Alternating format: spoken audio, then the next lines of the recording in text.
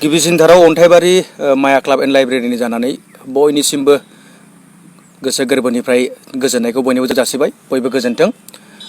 जोङो 30 अक्ट'बरनिफ्राय फैगौ बे दाननिनो 30 अक्ट'बरनिफ्राय जोहोलाव बिर जोहोलाव मुंख्लं डि जाब्रांनि मुङाव फुटबल टुर्नामेन्टखौ होनो थांगासिनो दङ आरो बेयो सिजन 2 जागोन।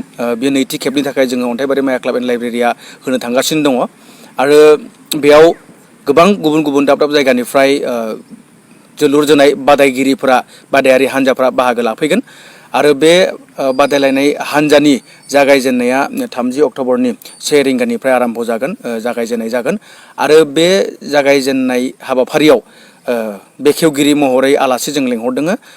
बे जाहैबाय जोंनि बिटिआरनिनो स्पर्ट्सनि EM मानगोनां दावबायसा बर' बिथां आरो बिथांजों लोगोसे फैगोन माननि आलासि मानगोनां जोंनि बिटिआरनिनो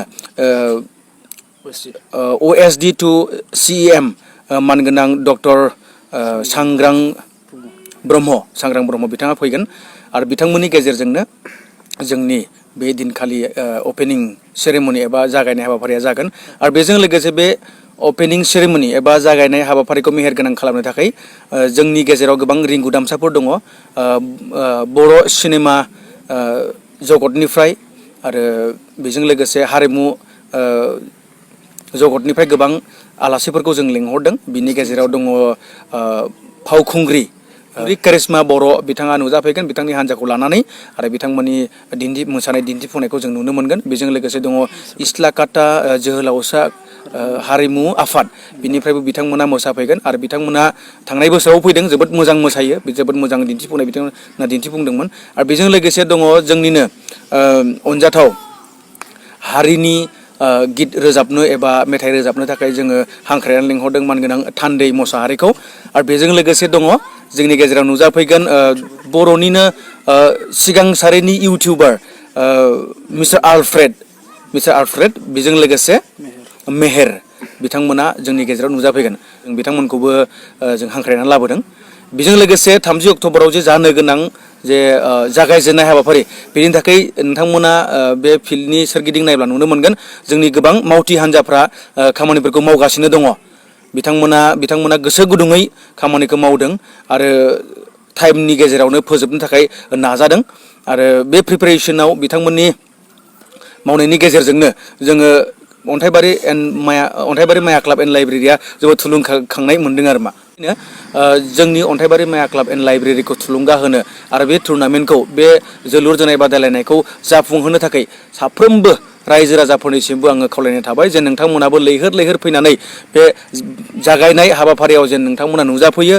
नोंथांमोननि हेफाजाब नोंथांमोननि थुलुंगाखौ जोंनो नांगौ।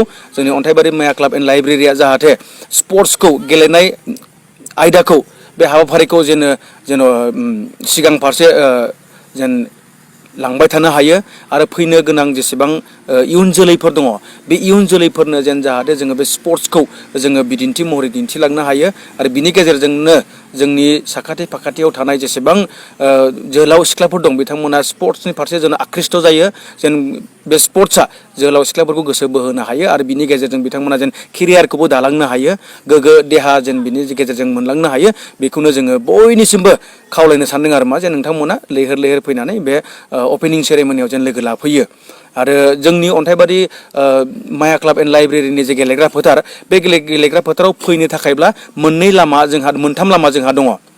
मोनसेया जाहैबाय जुदि कासिक'त्राजों जायफोरा हाबबोगोन कासिक'त्राजों हाबबोयोबा थोंजोङै बेंटल फारसे जेरै दावखोबोयोब्ला बेंटलनिफ्राय थोंजोङै आगदाजों गिदिङोब्ला ससे फैयोब्लानो बेंटलनिफ्राय 2 किल'मिटार फैयोब्लानो बे अन्थाइबारि माया क्लाब एन्ड लाइब्रेरिनि जानो गोनां जे फुटबल टुर्नामेन्ट बे जायगा थावनिखौ मोनफैगोन, बे गेलेग्रा फोथारखौ मोनफैगोन।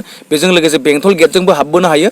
बेंटल गेटजों हाबबोग्राफोरा थोंजोङै बेंटल गेटजों हाबबोनानै हाथिपटा जानानै फैयोब्ला दमगावआव लोगो लाफैनो हागोन आरो बे दोंसे लामायानो जोंनि गेजेराव बाहाय बे फिल्डआव लाबोगोन आरो बेजों लोगोसे काजलगावजों फैयोब्लाबो थोंजोङै काजलगावनिफ्राय बेंटल थांनाय जे लामा थोंजोङै फैयोब्ला बेंटल मोननायनि 2 किल'मिटार सिगाङावनो जोंनि बे गेलेग्रा फोथारखौ मोननो हागोन आरो बेनिखायनो साफ्रोमबो जोलुर जोनाय बादायलायनायखौ मोजां मोनग्रा रायजो राजा नोंथांमोन आरो स्पर्ट्सखौ मोजां मोनग्रा रायजो राजा नोंथांमोनखौ आङो गुरैयै अन्थाइबारि माया क्लाब एन्ड लाइब्रेरिनि जानानै खावलायहरबाय।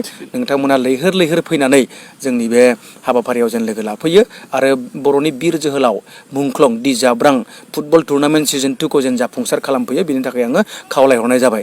बेजों लोगोसे जोंहा अपेनिं सेरेमनिनि थाखाय जोङो टिकेटनि बेबस्था खालामनाय जादों। चेयाराव जिरायग्रानि थाखाय गुबुन बेसेन आरो गाहायाव जिरायनानै नायग्राफोरनि थाखाय गुबुन बेसेन नोंथांमोना जेन गोसोआव लायो। जोंनि गेजेराव जोंनि फिल्डआव फैनानै बे हाबाफारियाव बाहागो लानो आरो बे बादायलायनायखौ नायनो थाखाय बिनि सिगां नोंथांमोना टिकेट दाननो नांगोन। आरो बेजों लोगोसे जोंनि अपेनिं सेरेमनियाव जोंनि गेजेराव बादायलायनायाव बाहागो लागोन GBFC गसाइगाव आरो बेजों लोगोसे खोरोमदाव स्पर्ट्स क्लाब धालिगाव बिथांमोना बाहागो लागोन। आरो बेजों लोगोसे जोंनि गेजेराव जोङो जाहाथे जोंनि सिख्लाफोरनि गेजेरावबो आइजोफोरनि गेजेरावबो जाहाथे जोङो स्पर्ट्सखौ जोङो प्रमोट खालामनो हायो, जाहाथे स्पर्ट्सनि फारसे जों गोसो बोहोनो हायो। बिनि थाखाय जोङो आइजोफोरनिबो मोनसे फुटबल बादायलायनाय जोङो बेयाव आयजन खालामदों, जों थाम-थिम खालामदों। आरो बे आयजन खालामनाय फुटबल बादायलायनायाव आइजोफोरनि फुटबल बादायलायनायाव बाहागो लागोन माजबाद health club women football team, बेजों लोगोसे क'क्राझार साइ वमेन फुटबल टीम बिथांमोना बे बादायलायनायाव बाहागो लागोन। आरो बेखौ जोङो 15 तारिख एबा 15 अक्ट'बराव जोङो 15 नभेम्बराव जोङो बेखौ खुंफुंनो आखायाव लादों।